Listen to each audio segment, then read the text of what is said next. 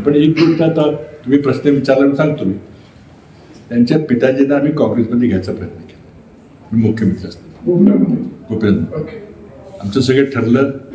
सोनिया गांधींची परवानगी घेतली, त्यांनी माझ्याकडे मत मागितलं की मी राजीनामा द्यावा लागेल मला खासदारकीचा, पण मला मंत्री करा, कारण मला निवडणूक लढावी लागेल. आणि दोघं म्हणजे भाजपची नागपूरचे दोघं आहेत, ते मला काही निवडून देणार नाही.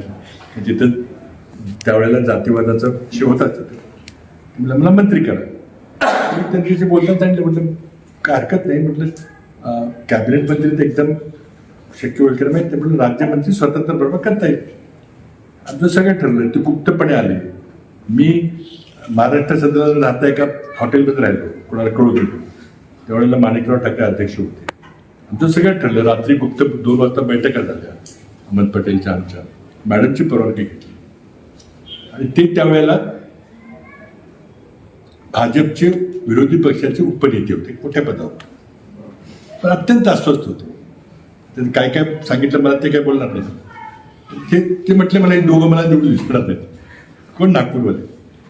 म्हणून म्हटलं मला काहीतरी पद द्या. तर मी म्हटलं ठीक आहे. मी तेव्हा पंतप्रधान कार्यालयाचं राज्यमंत्री आधी होतो, नंतर मुख्यमंत्री होतो. हे मुख्यमंत्री असतानाची गोष्ट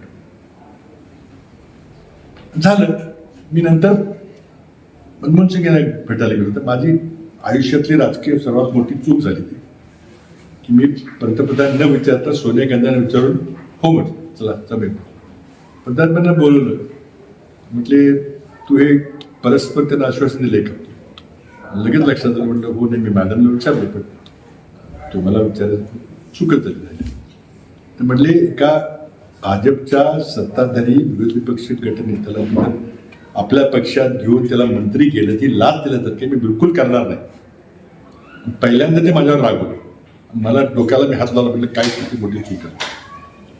आणि मग नंतर आलो. म्हटलं तर काय मार्गच नाही ना, विचारायला पाहिजे होतं ना. माझी मोठी चूक झाली. शेवटी मंत्रिमंडळ करायचा अधिकार कोणाचा असतो? सोनिया गांधींनी मान्यता दिली, ठीक आहे, पण शेवटी मंत्रिमंडळ ते करतात. मी काय बोलावं, मी कुठं लपवतो मला कळत. मी आलो आणि शेवटी सांगितलं सॉरी, ते काही शक्य होणार. म्हणजे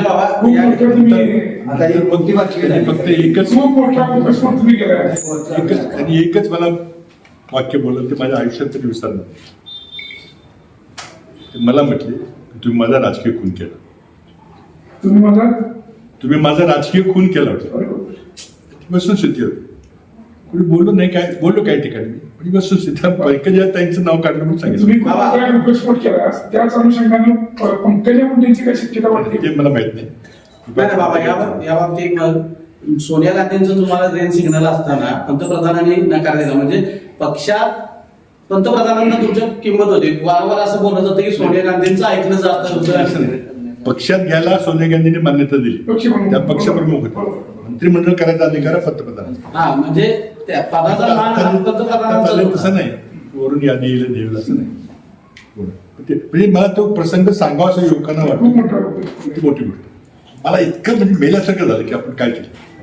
आता स्वाभाविक होतं, मला विचारलं पाहिजे. माझे बॉस होते तिथे, म्हणजे आधी होते, आता मी मुख्यमंत्री होते. विचारलं पाहिजे की असं करूया का. तिथंच नाही म्हटलं तर विषय संपला असता.